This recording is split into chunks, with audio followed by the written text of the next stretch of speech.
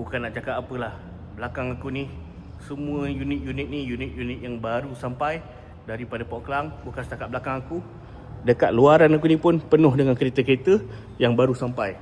Macam dekat belakang aku kita ada Alphard color merah, dark red Mika, spek SC 2 unit, hitam SC, putih SC, ada yang ada body kit, ada yang tak ada body kit, ada yang low spec Alphard X yang ada TRD body kit, color putih, Voxy dekat sana, dan ada step wagon latest model Spada RP6. Kita ada juga Lexus dekat sini, NX, RX kita ada, Odyssey pun kita ada, Alphard model paling latest pun ada, hitam putih.